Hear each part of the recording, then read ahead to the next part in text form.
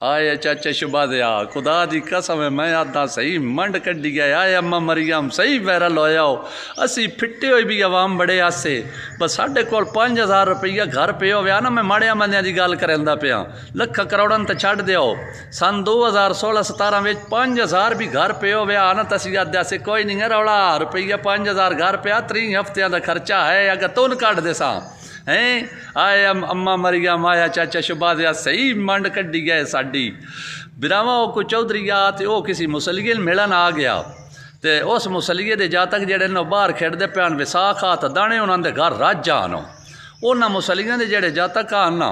उन्हें जनाब अंगलियां के बोले टुकड़े दे दिते हुए तो वह ना इंज पकड़ेन मुसद को आके पूछया मुसलिया के जातके को ना चौधरी उस आख्या अब्बा अब्बा कि गया है उस एक वारी मुसलिए के जातक जेडे ना उस रोटी अंगली ते भवा के ना तो अस आख्या मैं कोई नहीं वह पतड़ा हला वस चौधरी आख्या खैर वसी मेरे पुत्रा ये टाइम आ वेना तो वह तेन पता लगना भी गए हला वस आख्या डिठा वैसी बिचों को थोड़ा जहा टाइम गुजरिया ना तो चौधरी वत गया उस मुसलिए मिलन बाहर उस मुसलिए के जातक जेडे कपड़े पाटे होए हालो बेहाल होए भूख दे जनाब मोए जुरल जुरल करेंदे वतन चौधरी पूछा आए अस आख्या बच्चे अब्बा आई घर अस आख्या चौधरी साहब ओ बिस्मिल्लाह मैं छावे मंजी गा देना पानी भी ले आना चौधरी साहब तुसी बहु अब्बा घर ही गए मैं तुम बुला देना हला अस आख्या मेरे पुत्रा मैं शक इंज पाँदा व तेरे घर आज दाने मुक गए होए नो उस गल आर ना चाचे दिया पुत्रा असी भी खड़ोंदे किदाई ना से असी मरेंदे से कच्छा सी आद्या से सन कोई नहीं पतड़ा हुण पता सन लगा ना आज पेट्रोल पड़ गए 420 रुपये लीटर हाय चाचा शुबाज मैं आदा अखीर कर छड़ी गई खुदा दी कसम अखीर कर छड़ी गई पर हुण तैन मौला पाई तैन पाक दा वास्ता असी मरदे दम तक तुहान कदी भी ना भुलसा हुण इस महंगाई घट कर हुण साडी हो गई भां और 2 भिड़ पाउना आना तो एक जेड़ा आना वह टह वंजिया तो उस जेड़ा उत्तों ढाने वाला वो आदा भैया भां चकर तो मैं तेन छड़ देना वो अखीरी बात तो थक्यो या भां करेंदा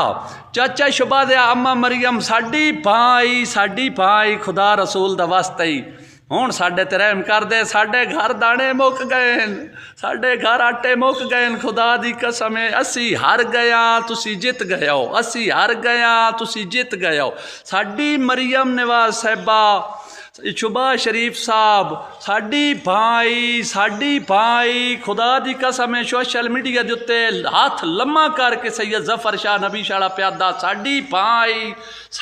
भाई आ वेख पाक मौला दा वास्ता ही जिस पाक नबी दा कलमा पढ़िया है उस दा वास्ता है हुण असी आवाम दे आंदरां भी सुक गई मेदे खत्म हो गए साड़ी भां है साढ़े 360 जोड़ इंसान दोंदा असी उन्हां जोड़ां चो भी कमज़ोर हो गया हुण मजदूरियां तो थक गया साड़ी भाई मौला हुसैन दे सदके हुण सन माफ़ कर दिओ असी अपने प्यू दे ना जे सारी जिंदगी तुहान भुलाइए असी तुहान कदी भी ना भुलाउण लगे हुण साड़ी भाई बस कर दिओ